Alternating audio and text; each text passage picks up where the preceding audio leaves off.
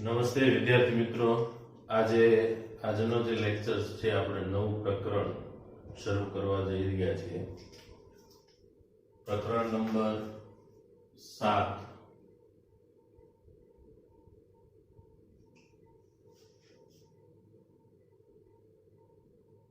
પ્રત્યાવર્તી પ્રવાહ.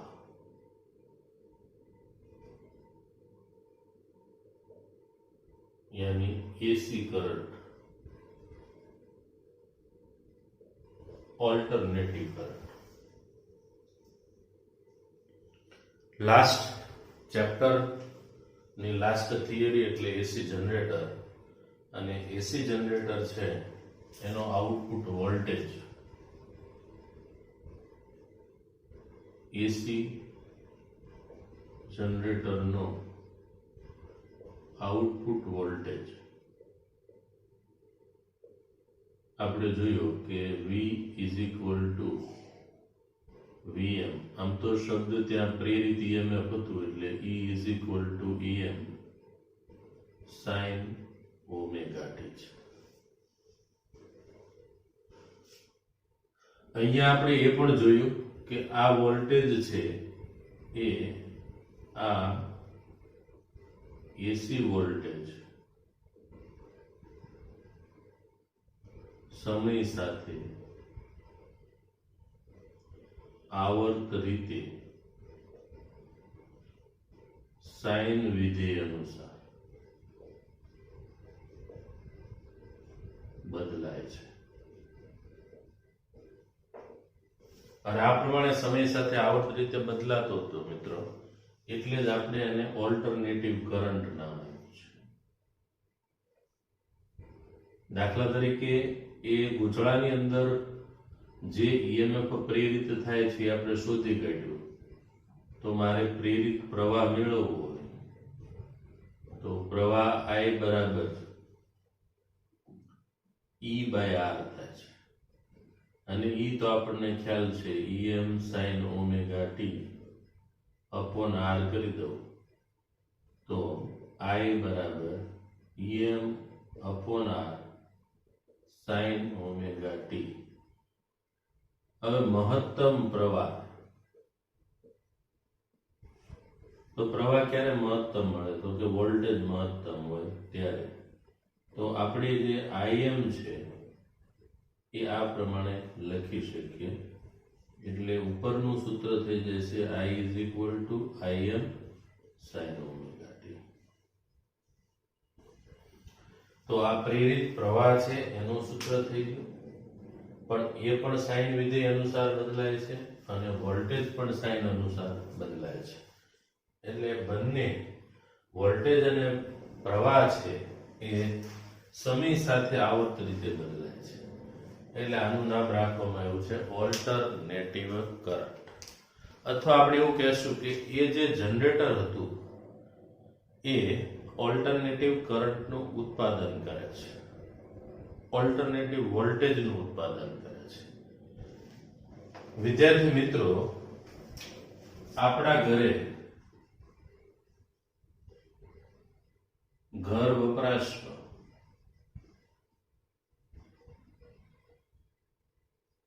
બે પ્રકારના વોલ્ટેજ નો ઉપયોગ કરીએ છીએ.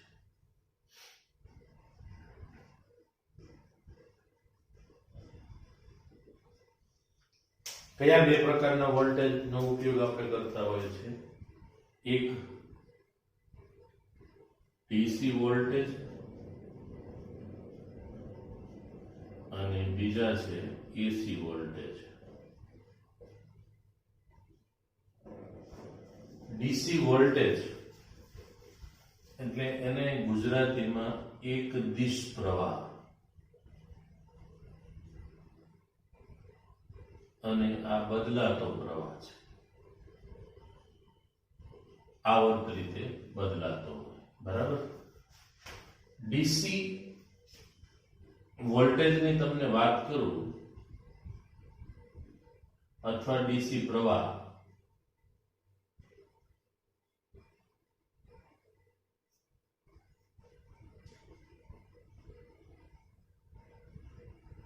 તો ડીસી છે એના લક્ષણો આ મુજબના હોય છે. મારે કોઈ આલેખ દોરવો હોય ડીસી વોલ્ટેજનો તો હું દર્શાવી શકું કે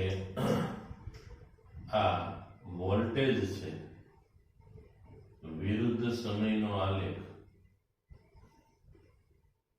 તો આ +5 વોલ્ટ મેં દર્શાવી દીધા છે. આ દર્શાવે છે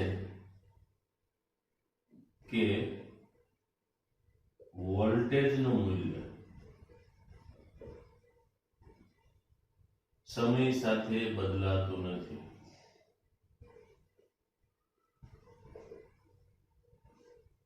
વોલ્ટેજની દિશા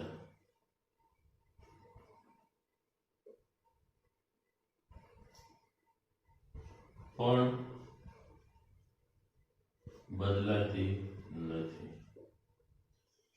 મતલબ ડીસી ની અંદર વોલ્ટેજ અને દિશા એ એક જ દિશામાં હોય છે, એટલે આનું નામ એક દિશ પ્રવાહ.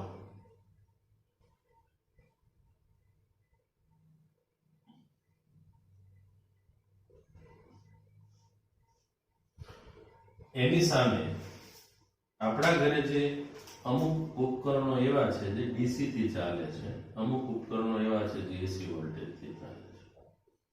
એસી વોલ્ટેજ ની તમે વાત કરો અથવા એસી પ્રવાહની વાત કરો તો એસી વોલ્ટેજ એટલે જનરેટર, જે એસી જનરેટર છે એનું output voltage.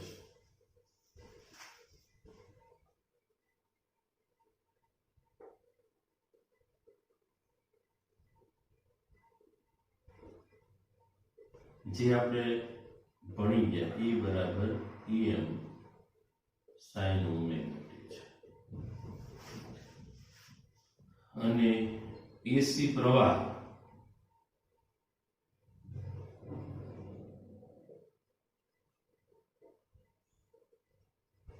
A I is equal to Im sin omega t છે. અહીંયા હું પ્રવાહ છે એને સ્મોલ I વડે બતાવું છું. તો આ જે વોલ્ટેજ અને પ્રવાહ છે બંનેના સૂત્ર તમે જોશો તો બંને સમય સાથે સાઇન વિધેય અનુસાર બદલાય છે. હવે સમય સાથે સાઇન વિધેય અનુસાર બદલાતા હોય તો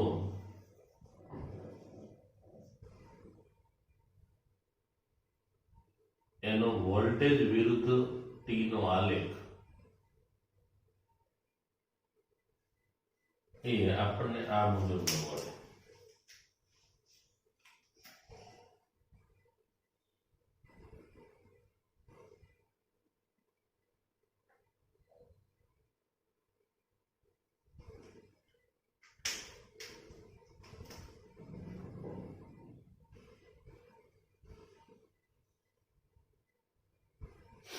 અહીંયા વોલ્ટેજ છે એ મહત્તમ થાય છે,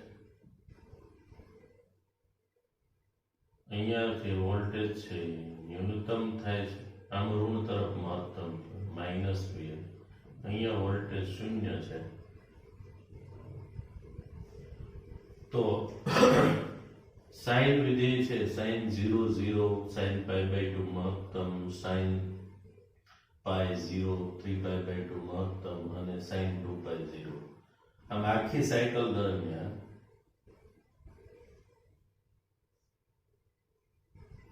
ઉપરનો વિભાગ છે એને પોઝિટિવ ગણીએ, નીચેનો નેગેટિવ ગણીએ, તો એક આખી સાયકલ કમ્પ્લીટ થાય એ દરમિયાન એસી વોલ્ટેજ છે એનું સરેરાશ મૂલ્ય છે આપણને 0 મળે છે. આની સરેરાશ એવરેજ કાઢીએ તો આ વિભાગ ધન છે, આ વિભાગ ઋણ છે, બેનો સરવાળો એડિશન કરીએ તો જવાબ આપણને શું મળે? 0. બીજી વસ્તુ, વોલ્ટેજ અને પ્રવાહ બંને, હવે પ્રવાહ મારે દર્શાવવો હોય તો પ્રવાહ પણ હું દર્શાવી શકું છું.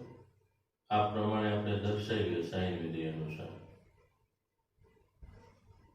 તો આ જે છે એ પ્રવાહ મહત્તમ થયો, આ બાજુ પણ પ્રવાહ મહત્તમ થયો, પ્રવાહ શૂન્ય, એ પણ સમય સાથે આવર્ત રીતે બદલાય છે.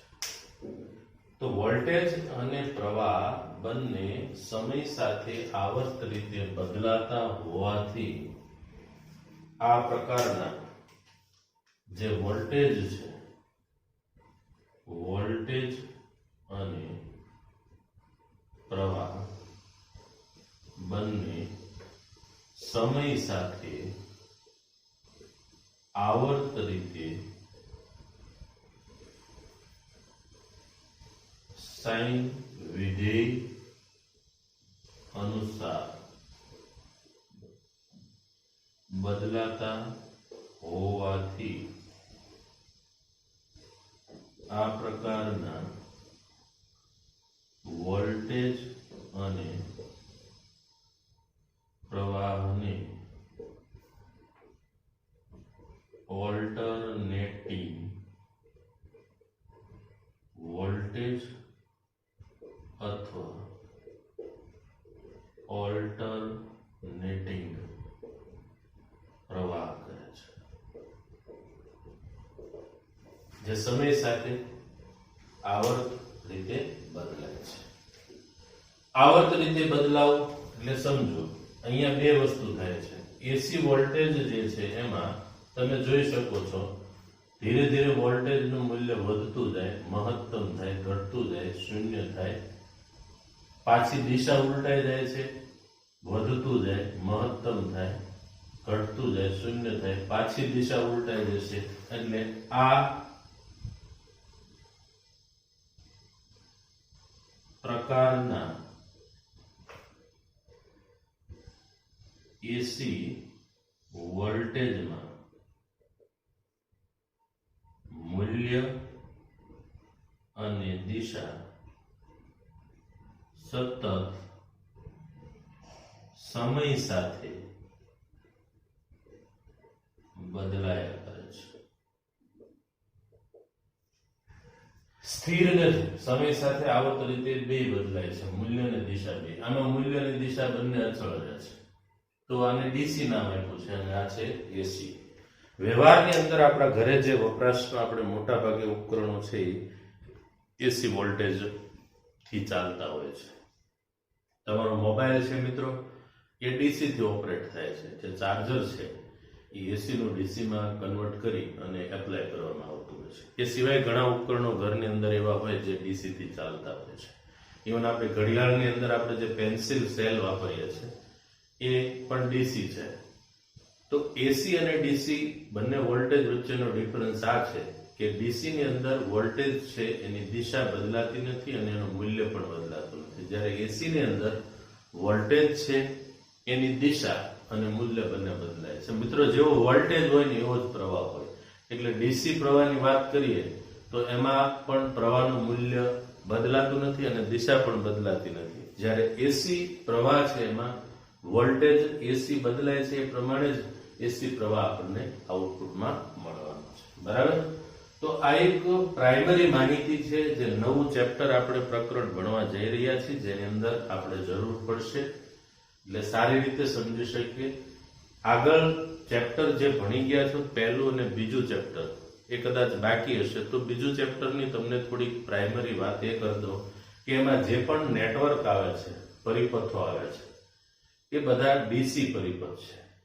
આ પ્રકરણની અંદર આપણે એસી નેટવર્ક, એસી પરિપથો વિશે પણ અભ્યાસ કરવાનો છે.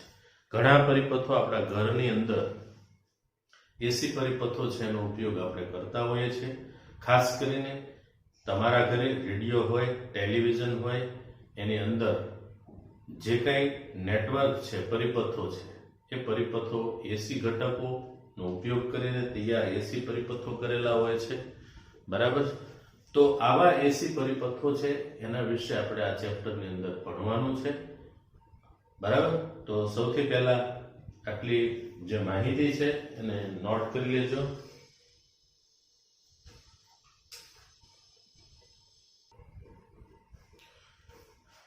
વિદ્યાર્થી મિત્રો, આ પ્રકરણની અંદર આપણે એસી વોલ્ટેજ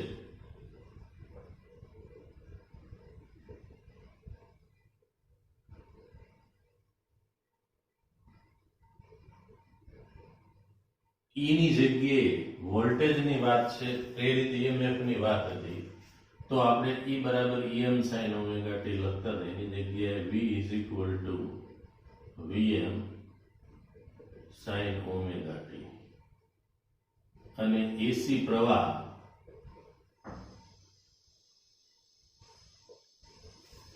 એને આ પ્રમાણે લખવાનું છે, I is equal to IM sin omega t. એટલે આ પ્રકરણ પૂરતા વોલ્ટેજ અને પ્રવાહનું સૂત્ર છે આ મુજબનું રહેશે. એટલે જ્યાં જ્યાં હું એસી વોલ્ટેજ બોલું ત્યાં તમારે સમજી લેવાનું કે આપણે આપેલો એસી ઇનપુટ છે એ પરિપથની અંદર V is equal to VM sin omega t છે અને આ પરિપથમાંથી પસાર થતો પ્રવાહ એ I બરાબર IM sin ઓમેગા t છે.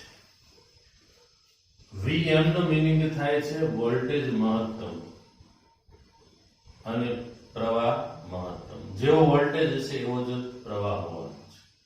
પણ આ બંને વોલ્ટેજ અને પ્રવાહના જે સમીકરણો છે, સૂત્રો, જેમાં સાઇન વિધેય આવે છે અને t એટલે સમય પણ આવે છે, તો સમય સાથે આ વોલ્ટેજ અને પ્રવાહ બંને બદલાતા હોય છે. તો આ વોલ્ટેજ અને પ્રવાહ સમય સાથે બદલાતા હોય એટલે આવા વોલ્ટેજ અને પ્રવાહ છે એનું તત્કાલીન મૂલ્ય આપણે માપી શકતા નથી. એટલે આપણે એની RMS વેલ્યુ માપવામાં આવતી હોય છે. હાલ જે બંને વોલ્ટેજ અને પ્રવાહ છે જે સમય સાથે આવર્ત રીતે બદલાય છે, તો એનું એક આવર્તકાળ પર સરેરાશ મૂલ્ય કેવી રીતે શોધવું, બરાબર, એ આપણે પહેલા સમજી લઈએ, પછી આગળ વધીએ. સાઇન કે કોસ વિધેયનું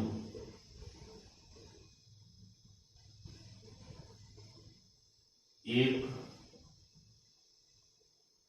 આવર્તકાળ પર સરેરાશ મૂલ્ય કેટલું થાય, આ એક ક્વેશ્ચન તરીકે મેં અહીંયા મૂકેલ છે. હવે શોધવું કેવી રીતે? તો વિદ્યાર્થી મિત્રો, સાઇન કે કોસ વિધેય છે એનું એક આવર્તકાળ પરનું સરેરાશ મૂલ્ય, એટલે માની લ્યો કે f of t કોઈ વિધેય આપણને આપી દીધું છે sin ઓમેગા t. આ જે વિધેય છે એનું એક આવર્તકાળ પર સરેરાશ મૂલ્ય મારે શોધવું છે. તો f of t બરાબર sin ઓમેગા t નું એક આવર્તકાળ પર સરેરાશ મૂલ્ય, તો એને લખશું આ પ્રમાણે. એક આવર્તકાળ પર સરેરાશને આ રીતે બ્રેકેટમાં દર્શાવવામાં આવે છે, 1/t integration of 0 થી t f of t dt. એક આવર્તકાળ પર સરેરાશ મૂલ્ય એટલે 1/t એમ નામ રહેશે મિત્રો, 0 થી t. f of t ની જગ્યાએ હું લખી નાખું છું sin ઓમેગા t dt. હવે અહીંયા 1/t એમ જ રહેશે.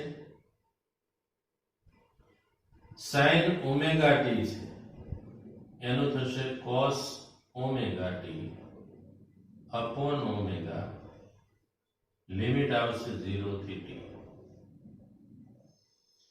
મિત્રો 1/t એમના કોમન બહાર રહેવા દઉં છું અને સાથે સાથે આ ઓમેગા ને પણ લઈ લઉં છું.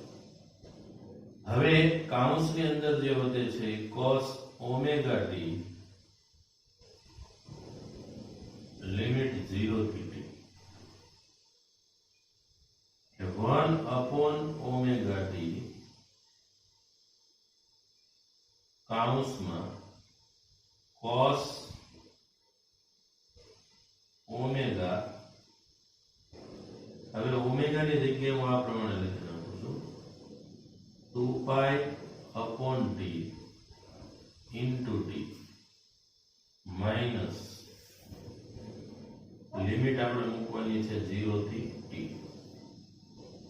તો 1 upon ઓમેગા t કાઉન્સની અંદર એક વખત કેપિટલ T મૂકી દઈએ એટલે cos 2 પાઈ upon capital T into capital T minus cos 2 પાઈ upon T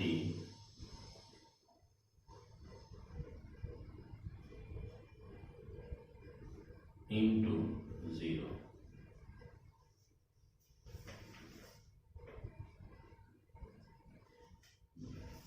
હવે અહીંયા આપણે ચેક કરી લઈએ,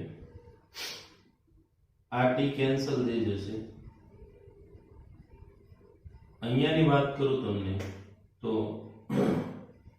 cos 2 પાઈ, હવે cos 2 પાઈ છે, પાઈ ની વેલ્યુ -1 થાય તો cos 2 પાઈ છે +1 થશે એટલે 1 upon ઓમેગા t અહીંયા આવશે 1, અહીંયા cos 0 ની કિંમત પણ 1 થાય, 1 - 1 એટલે 0 થઈ ગયું. આની જગ્યાએ મિત્રો જો sin ની જગ્યાએ cos હોત બરાબર તો અહીંયા આવે sin omega t upon omega, તો એમાં પણ આ જ પ્રમાણેની પરિસ્થિતિ છે. sin 2 પાઈ એની 0 કિંમત થાય, sin 0 ની 0 થશે એટલે sin કે cos વિધેય હોય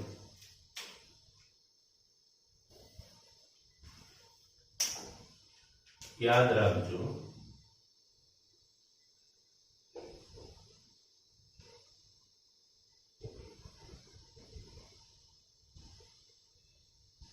હંમેશા sin કે cos વિધેયનું એક આવર્તકાળ પર સરેરાશ મૂલ્ય 0 થાય છે. એટલે કોઈ પણ જગ્યાએ આ પ્રમાણે લખેલું હોય તો એનો આન્સર છે 0 આવશે. sin વિધેય હોય કે cos વિધેય હોય બે માટે લાગુ પડે છે. 1 upon t 0 થી t sin omega t dt equal to 0 થશે. 1 upon t 0 થી t cos omega t dt equal to પણ 0 થશે. બરાબર, તો આ પ્રકરણની અંદર ઘણી બધી જગ્યાએ આનો ઉપયોગ આવે છે, એટલે મેં તમને અહીંયા સાબિતી લખી આપી છે કેવી રીતે 0 થાય છે. બીજી એક બાબત અહીંયા નોટ કરી લેજો કે cos 2 પાઈ ની વેલ્યુ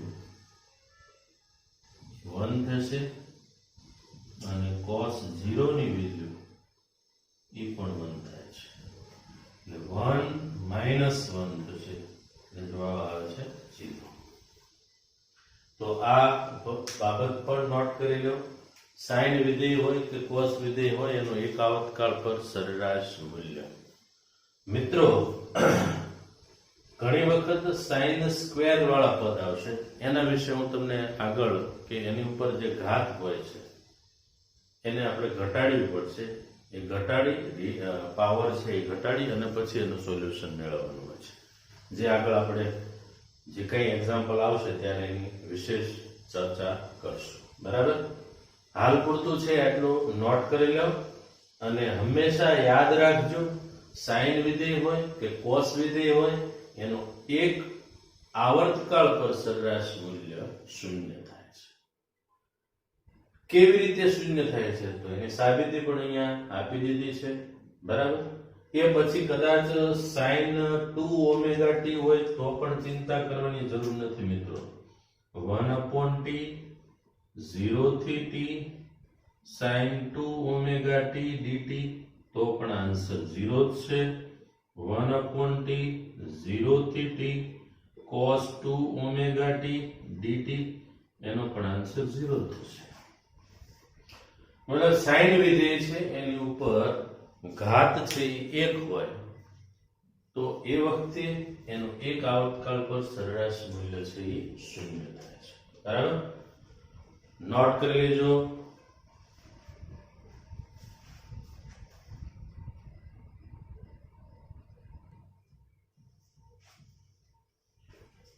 વિદ્યાર્થી મિત્રો, AC voltage V Vm sin omega t અને એસી પ્રવાહ છે I Im sin omega t. આ એસી વોલ્ટેજ અને પ્રવાહ જે સમય સાથે સતત આવર્ત રીતે બદલાતા હોય તો આવા એસી વોલ્ટેજ અને પ્રવાહ છે એ માપવા ખૂબ મુશ્કેલ બને છે. આ એસી પ્રવાહ અને વોલ્ટેજ માપવા માટેના જે એસી મીટરો છે, એસી વોલ્ટમીટર અને એસી પ્રવાહ મીટર કે જે એસી વોલ્ટેજ અને પ્રવાહની આરએમએસ વેલ્યુ માપતા હોય છે.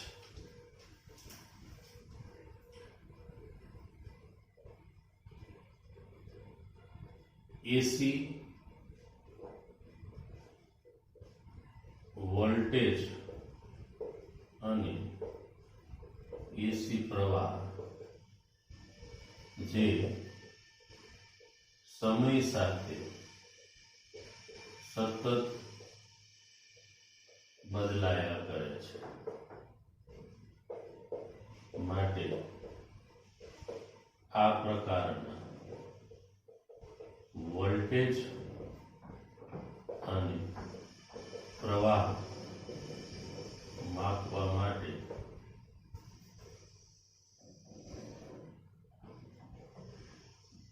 એસી વોલ્ટમીટર અને પ્રવાહ મીટર બનાવવામાં આવે છે જે તેની RMS વેલ્યુ માપે છે. સૌથી પહેલો પ્રશ્ન થાય RMS વેલ્યુ એટલે શું? તો RMS છે એનું ફૂલ ફોર્મ આવું થાય છે રૂટ મીન સ્ક્વેર.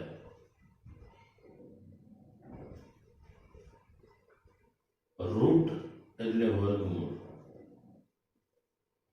મીન એટલે સરેરાશ અને સ્ક્વેર એટલે વર્ગ. આને આપણે જે આરએમએસ વેલ્યુ કોઈ પણ ભૌતિક રાશિ છે એને શોધવાની હોય, ચાહે વોલ્ટેજ છે એસી વોલ્ટેજ ની આરએમએસ વેલ્યુ મેળવો એવો ક્વેશ્ચન આપણને પૂછી શકે. એસી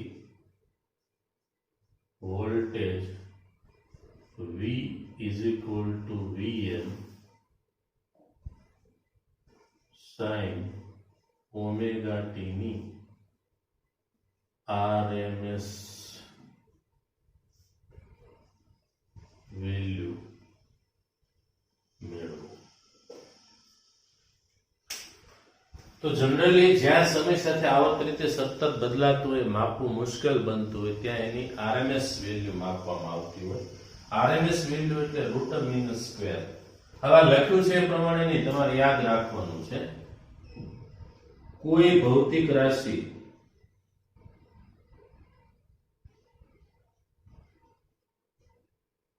નું RMS મૂલ્ય એટલે તે રાશિના વર્ગ ના સરેરાશ નું વર્ગમૂળ.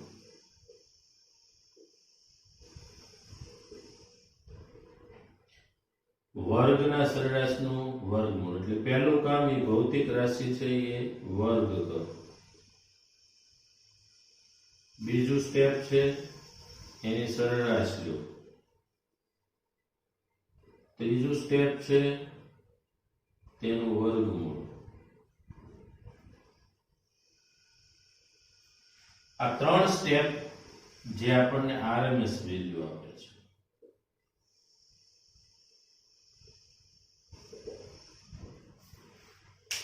તો અહીંયા આપણા વોલ્ટેજ જે છે AC voltage V is equal to Vm sin omega t નું RMS મૂલ્ય મેળવવા માટે સૌથી પહેલું કામ તમારે એ કરવાનું છે એનો વર્ગ કરવાનો છે. એટલે V is equal to Vm sin omega t. આ જે સૂત્ર છે જે વોલ્ટેજ છે માં બંને બાજુ વર્ગ કરો.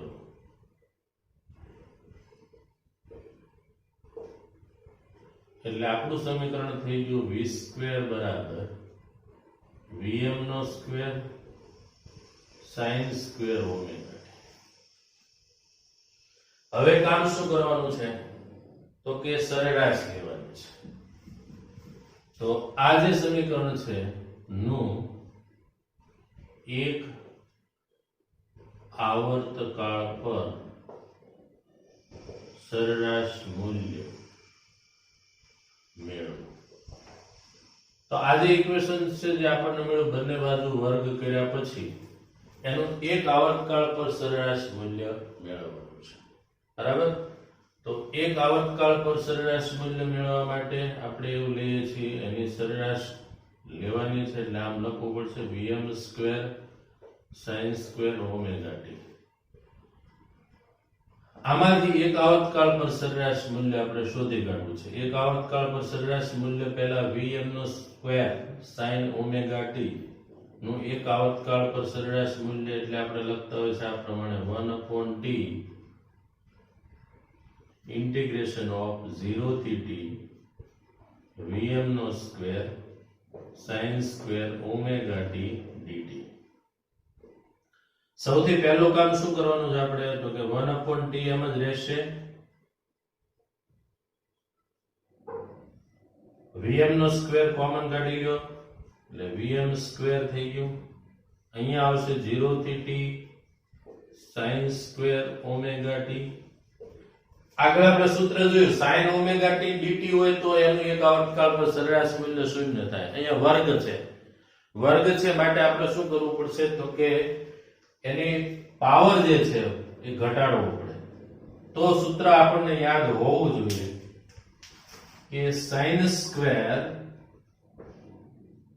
ઓમેગા t એટલે એનું ફોર્મ્યુલા શું થાય.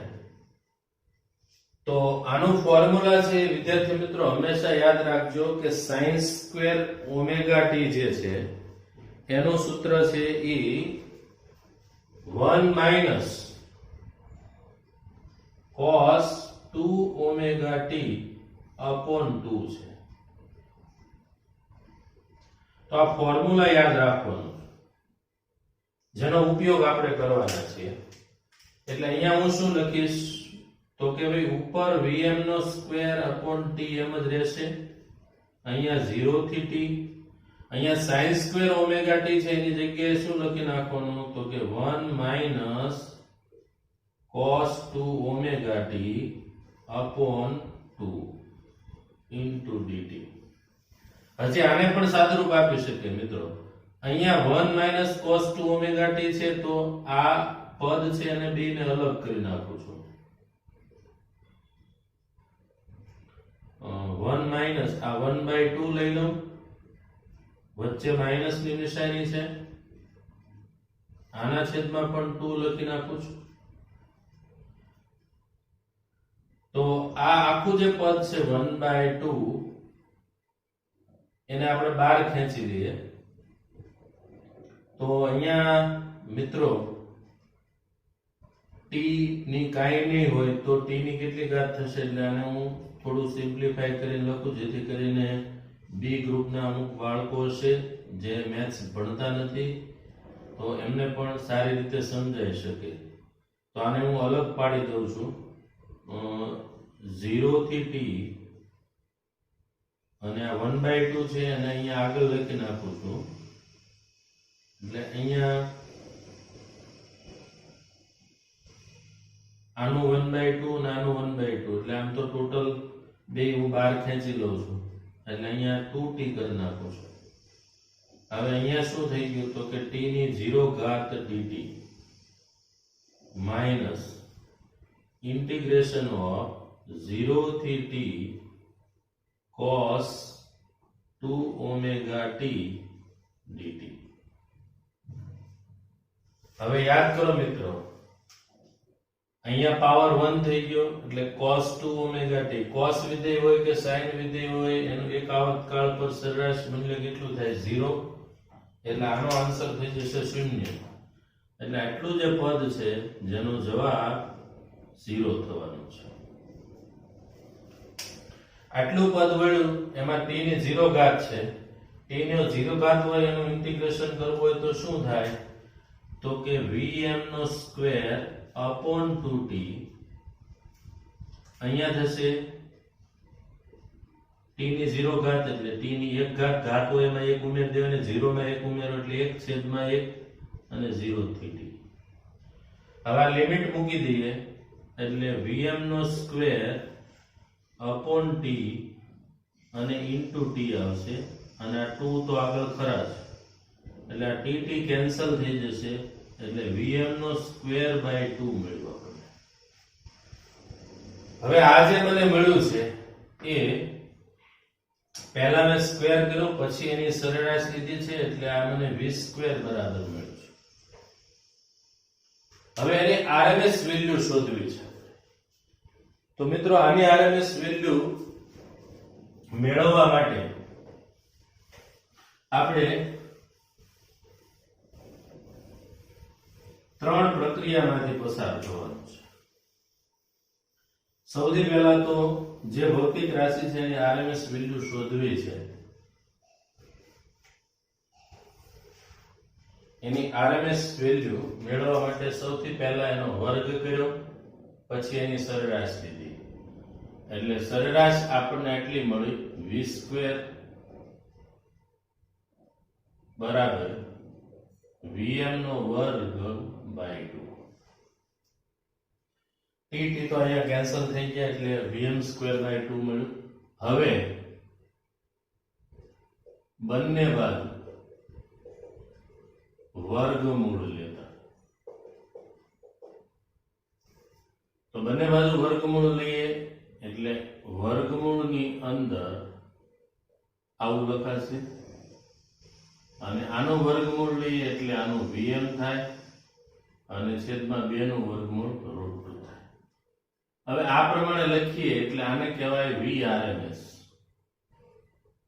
vrms બરાબર vm બાય √2 તો આપણને વોલ્ટેજ છે એનું RMS વેલ્યુ મળી ગઈ હવે જે રીતે આપણો વોલ્ટેજ છે એ પણ સાઇન નું વિધેય છે એવી જ રીતે AC પ્રવાહ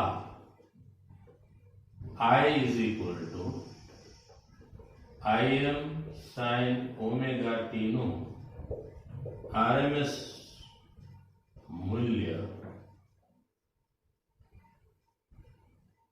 IRMS બરાબર Im by √2 થાય એટલે હવેથી યાદ રાખજો મિત્રો કે આપણા એસી મીટર જે વોલ્ટેજ અને પ્રવાહ એસી માપવા માટેના મીટરો એમાં પ્રવાહ મીટર પ્રવાહ એસી મીટર અને વોલ્ટેજ મીટર વોલ્ટેજ માપવા માટેનું વોલ્ટમીટર એ RMS વેલ્યુ માપે છે RMS વેલ્યુ એટલે તમારે આમ ઊંધું ચાલવાનું છે. RMS root mean square. Root એટલે વર્ગમૂળ, મીન એટલે સરેરાશ અને સ્ક્વેર એટલે વર્ગ.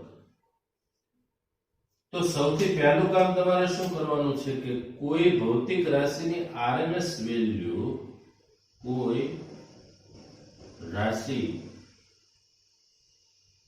નું RMS મૂલ્ય મેળવવા માટે પહેલું સ્ટેપ છે એનો વર્ગ કરો, બીજું સ્ટેપ એની સરેરાશ લો અને ત્રીજું સ્ટેપ એનું વર્ગમૂળ કાઢો એટલે તમને એની RMS વેલ્યુ મળી જશે. તો નોટ કરી લેજો. આનો ઉપયોગ આગળ જે કંઈ ટોપિક ચાલતા જશે એમાં આવશે જ. ત્યારે ફરીથી કહેતો જઈશ કે અહીંયા જે કંઈ વેલ્યુ લખી છે RMS વેલ્યુ લખી છે, બરાબર. ફરી પાછા નેક્સ્ટ લેક્ચરની અંદર મળશું, બરાબર. અને હોમવર્કની અંદર ફરજિયાત આ વસ્તુ લખવાની છે, ખાસ કરીને બી ગ્રુપના વિદ્યાર્થીઓ જે મેથેમેટિક્સ ભણતા નથી. તો આ ચેપ્ટર જે 7મું છે એમાં ઓલમોસ્ટ મેથેમેટિક્સનો ઉપયોગ છે, પણ સમજી શકાય એવું છે, એટલું હાર્ડ મેથેમેટિક્સ નથી. એટલે મિત્રો ફરજિયાતપણે બધાએ 2 વખત હોમવર્કમાં લખવાનું છે. Thank you.